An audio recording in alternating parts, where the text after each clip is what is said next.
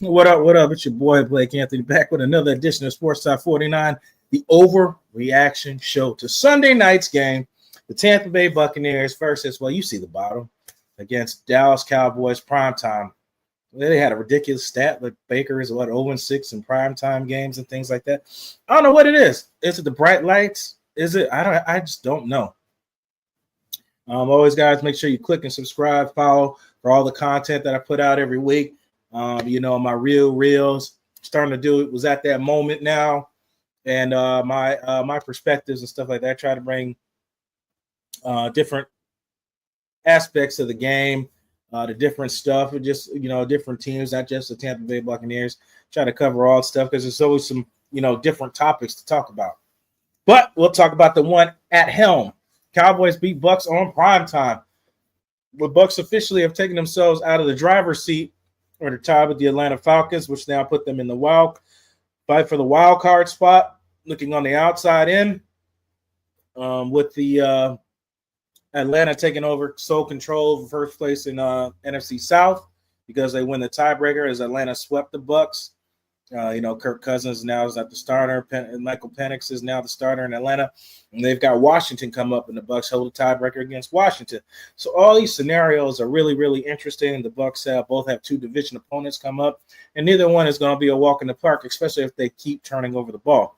Now, you know what we do here. I'm going to go over some tape. I got some tape for you we're going to talk about as people talk about coverages and all these things, blah, blah, blah. So we're going to talk about them.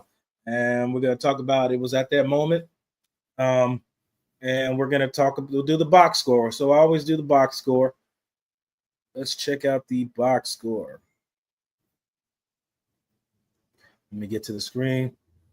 So as always, you see the score there.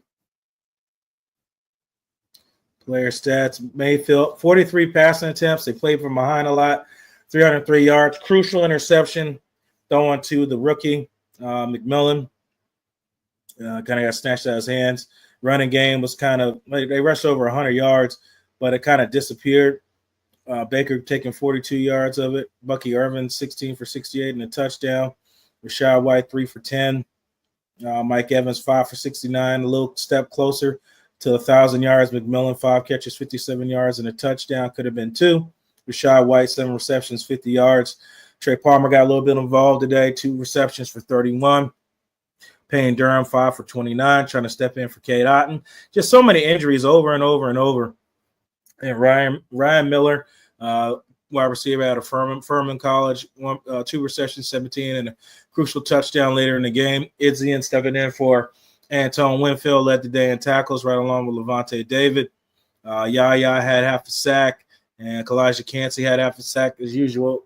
You don't get a whole lot of pressure from the edges because the Tampa Bay Buccaneers lack an edge defender, which they need to fix in this upcoming draft. You find a veteran, bring some rookies in, need to bring some other aspects to speed rush. They have a lot of bull rush kind of guys, but they need a speed rush guy. You need that kind of versatility in there.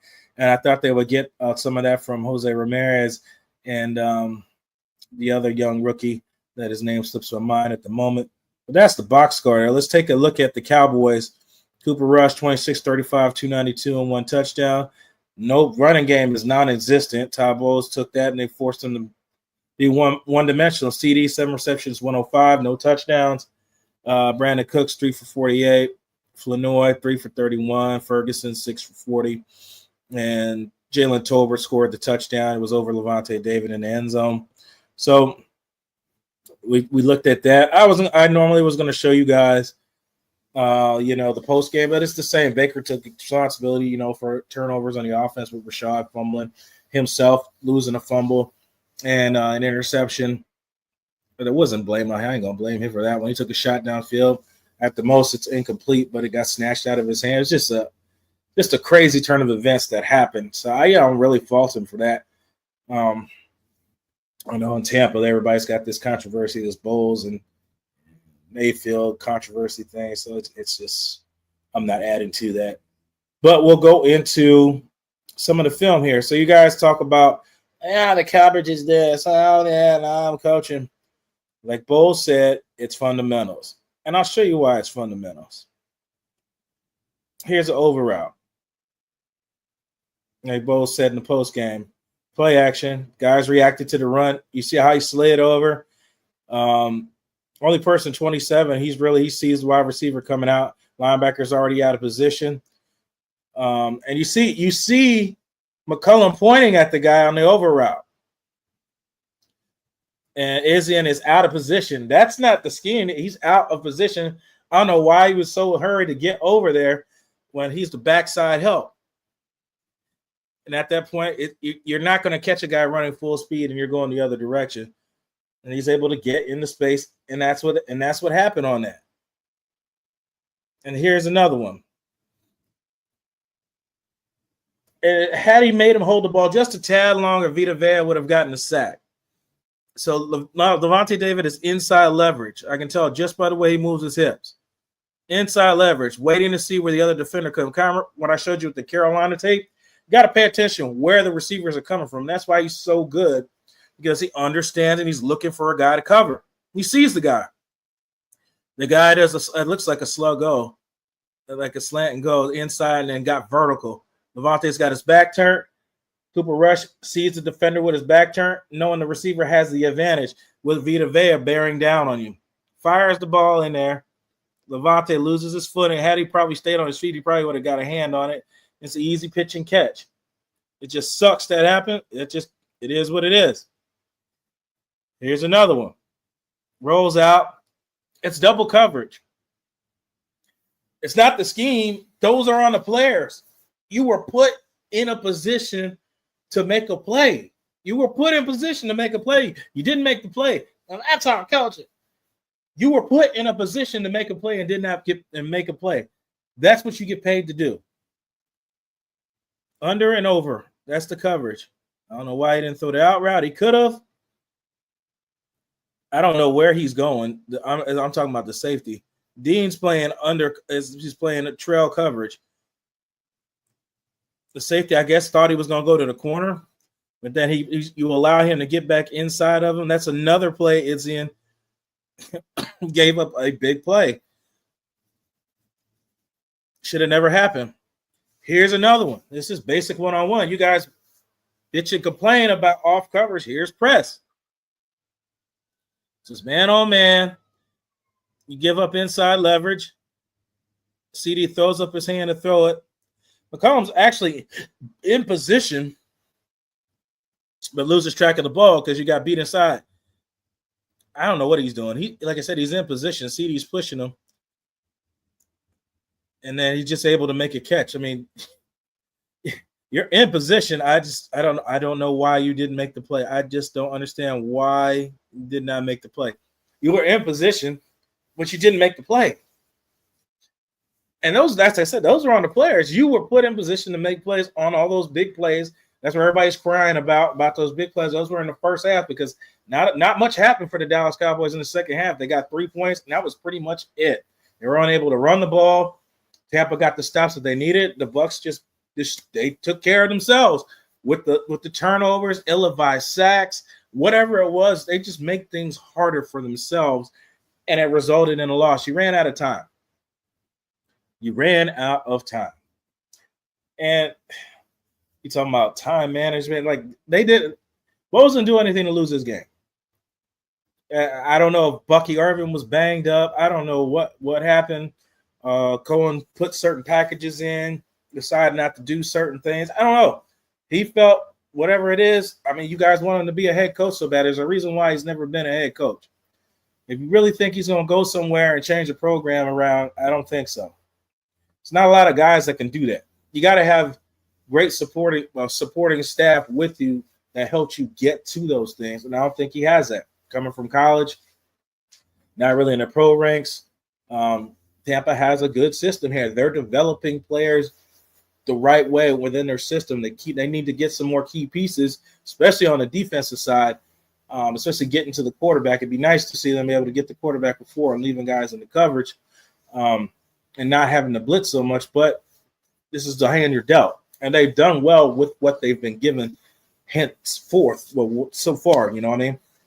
But Coen, talking about head coach and things like that, I don't think he's that guy.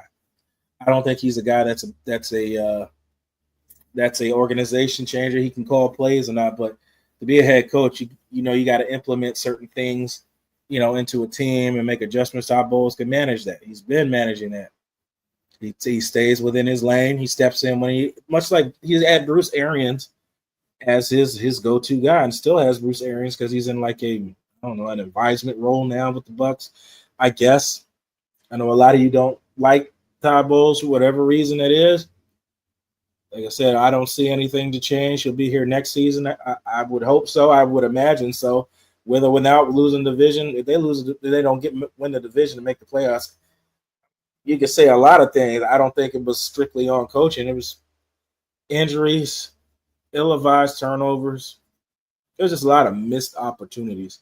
That would boil down to what, this season is pretty much what's came down to. Just a lot of missed opportunities. But you fire a coach when you lose a team, like you were talking about with the Dallas Cowboys. They were talking about on the broadcast, where you're losing a team, you got nothing to play for. And those guys fought hard. And again, they had a hard-fought game. Tampa came up short. Tampa's been fighting since they've lost Chris Godwin. They've never stopped fighting. Went on a losing streak. They were able to push back and go back on their own win streak and hold this team together. And I don't see why they would get rid of Todd Bowles. You know what? I would like Tampa to be a lot like the Steelers, where the Rooneys don't really listen to outside noise. They run it until Tomlin wants to hang it up or he can't do it anymore. Then they'll move on. They don't listen to outside noise. They let your head coach run that. There's just too many people try to listen to outside noise, and the way that a lot of these people, these naysayers and these people these couch coaches and GMs, the system that you're talking about doing that's how you keep a losing team around. Well, let's just keep switching coaches. No team wins with that recipe. Zero teams win. Winning teams keep two things: consistent head coaches and consistent quarterbacks. That is what happens with consistently winning teams. I'd like to see Coen stay here. If he really wants to pursue a head coaching job, go for it, man. That's your prerogative. But it's going to come with a lot, man, because you're going to end up somewhere where you're not going to have the right tools that you want. You might have to try to draft it. You might have to do whatever you got to do to get, the tools, and you might not give them the opportunity to wait 2 or 3 years to get what you need. People might get rid of you. The team might lose. Like, there's no guarantee. You've got a good thing going. If you want to ride it out for Baker's contract till it's up and decide you and him want to go somewhere else or you want to do something, I would think that'd be your best bet, because trying to do it all on your own would be tough. You're talking about, well, get rid of Todd Bowles. You can do that, but you're going to lose a lot of your team. You're going to lose a lot of your identity. You're making a hard switch from when this team is based on predicated, pressure defense. Your team is built for that. And you go and bring in somebody else you're not going to get the best out of some of the players that you got. And he's made a lot of these guys, especially the secondary guys, be a lot better than what they were. Nobody cared who McCollum was. Nobody had any clue. Dudes turned out great. Does he make some plays, mess ups? It's a passing league. It's going to happen. These wide receivers are paid a lot of money. They get time to get downfield. They're going to make plays. It happens. And I can't say that all season he's been a liability. I can't say all season Dean's been a liability. The only time people talk about him is when actual play happens, because they were on 68 plays on defense or whatever it is. It'd be 60. It'd be 2 out of 65 or 2 out of 67 plays that you saw Dean on the screen get beat. And then you're like, oh, there he is giving up. I'm like, what about the other 67 plays where nothing happened over there? You see what I'm saying?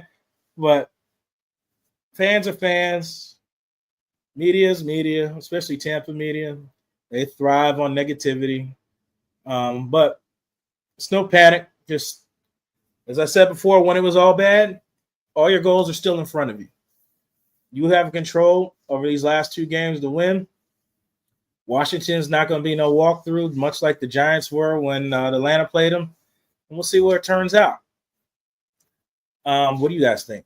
I'll see you guys. Oh, I can't leave out one of the best parts. Sorry, Rachaad White. I got to give it to you. You're on this week's It Was at That Moment. You were on this week's, and I got to give you the proper sound off, because you were on this one. Oh, let me get it for you. It was at this moment that he knew he fucked up. Yes, Rachaad White, you were on them. You were that guy this week. And we got the video. We're going to put it up for you. If I can get this off the screen real quick.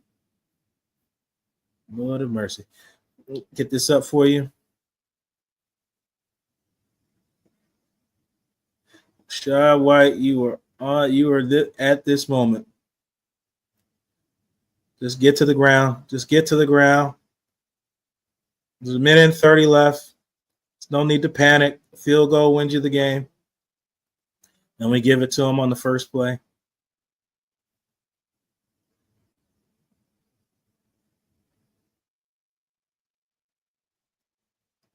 He pulls it out. And that's the game. And Rachaad White, that's why you got it was at this moment. You knew. You messed up.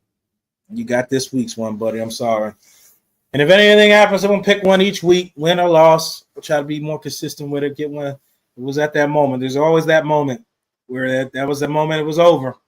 And he knew it. He was pounding the ground and all that. But we'll see you guys next time. But let me end this as we always do. You're the master of everything. What you do with your life, what you do with it is entirely up to you. See you guys next time. Peace out.